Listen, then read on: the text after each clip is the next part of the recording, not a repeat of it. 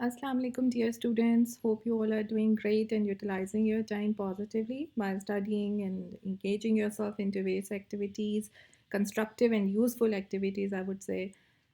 Today, we are going to critically analyze first three chapters of our novel. We will specially and avidly focus on chapter number 3 because we are supposed to attempt the assignment afterwards. As all these three chapters are interlocked, we need to break the events into smaller, understandable components in order to have a comprehensive view. Okay, this is the novel The Hound of the Baskervilles by Sir Arthur Conan Doyle. Before we start our lesson, I have to share our objectives with you. First one is recall the important events of chapter 1, 2, and 3. Why we will recall? Because by going through the incidents, happenings, and occurrences, of course, we have to recall all the important events, what all has happened in these three chapters. Secondly, critically analyze the hidden details. How will we do that? By breaking the events into smaller segments and then visualizing the concept in detail by leaving out all the irrelevant information. Okay. Next is anticipate and predict the story in advance. Yes, this is very important. That is called foreshadowing, making guesses, using your sharp imagination. So brace yourself and think out of the box and make your opinions. You can even jot them down side by side, whatever you want to. And next is attempt the assignment. Here we are. This is Sir Arthur Conan Doyle. He's the writer of this novel. And he was a British writer, a medical doctor. He created the character of Sherlock Holmes in 1887. He published four novels and more than 50 short stories about Holmes and Dr. Watson. And these stories are considered milestone in the field of crime fiction. Okay. This is chapter number 1, Mr. Sherlock Holmes. And the characters introduced in this chapter are Dr. Watson, Sherlock Holmes, James Mortimer. As the title of the chapter suggests, I think you can make out which one is the most important character. Of course, Mr. Sherlock Holmes is the most important character here.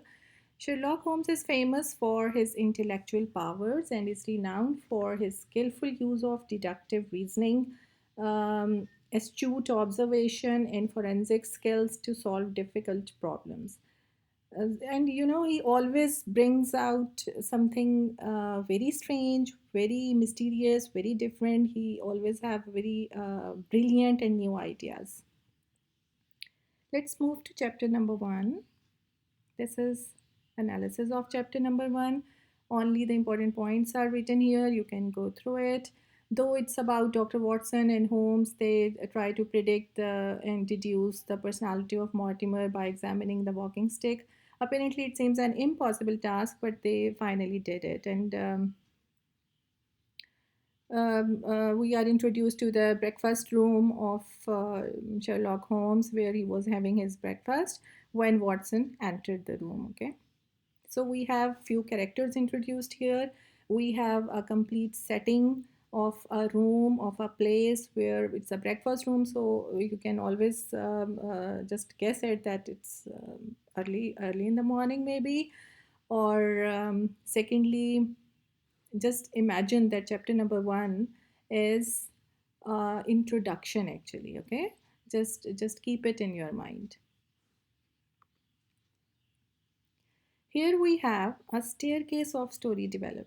Why I have made it this way? So just to make it more interesting for you, this is a staircase of story development.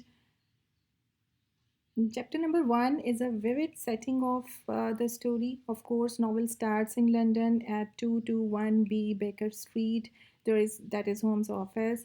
Further, we are introduced to breakfast room and three characters have been introduced as we have already discussed. So, first chapter is the exposition, and then we have chapter number 2 and 3 and so on.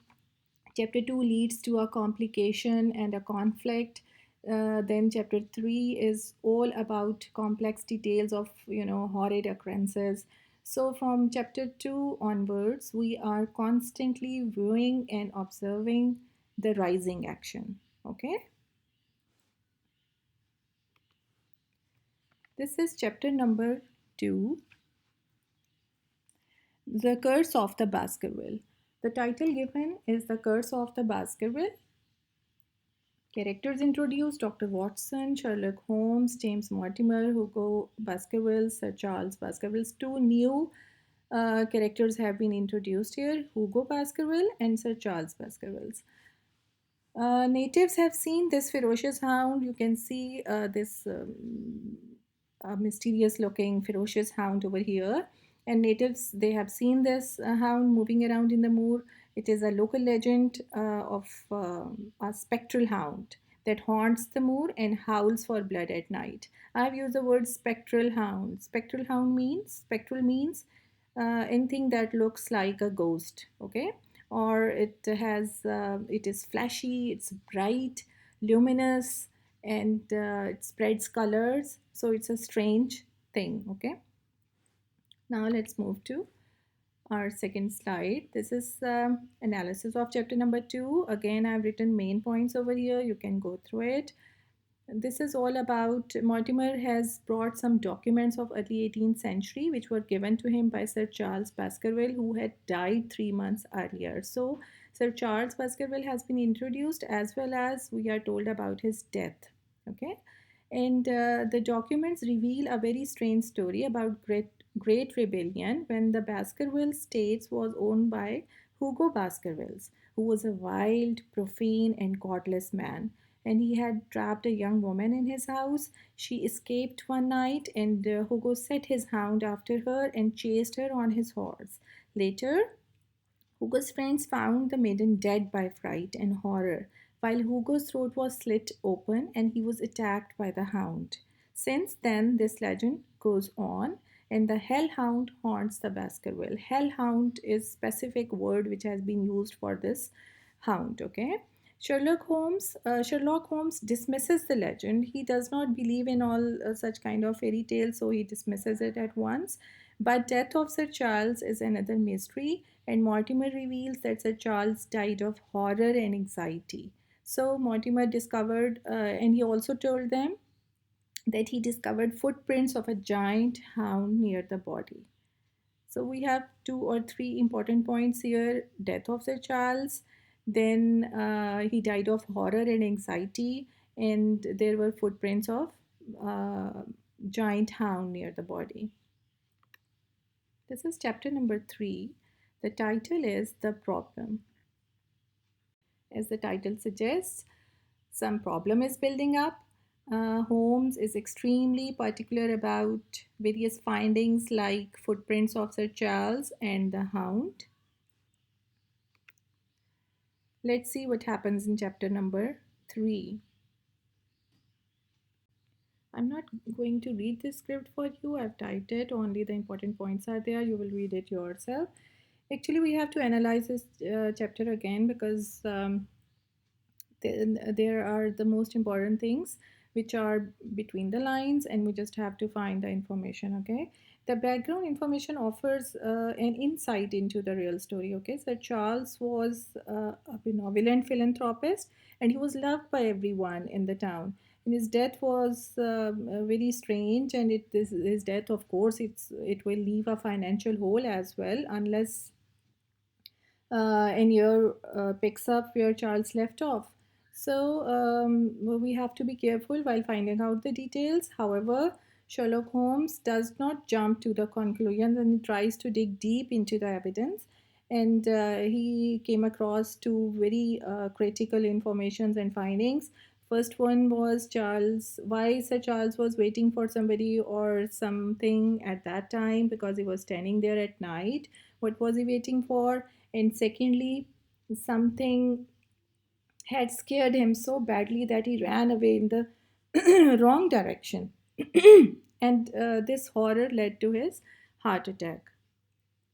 Okay, so these are 2 important information we are given here. Then these are important quotes in the chapter number 3. I just came across these important things, so I just wanted to share it with you.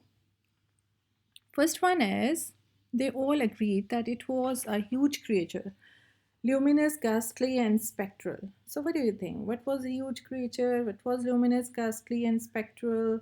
Spectral, I defined you this word earlier, so you just have to find it out what it was. It was a man, it was some ghost, it was a tree, plant, or what? What are they talking about? Okay.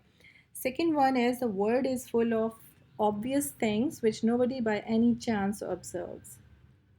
What does this mean? That word is full of obvious things, the things which are around us, which are very clearly evident. They are right in front of us, which nobody by any chance observes, but nobody observes it. Nobody pays any attention to such things.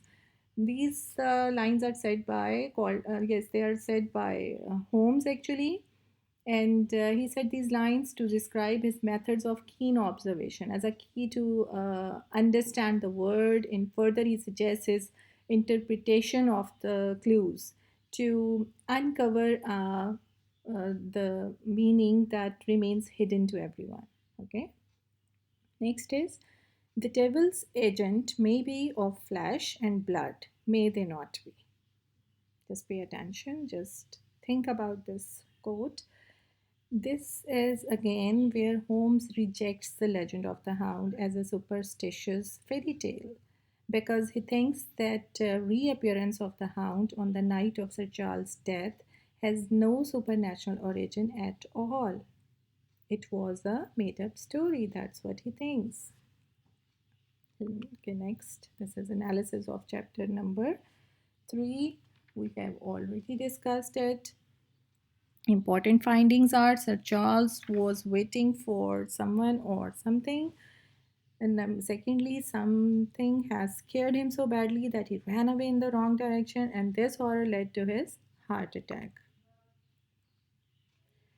Now, the recap. After the completion of chapter 1, 2, and 3, we are able to, number 1, evaluate the story critically.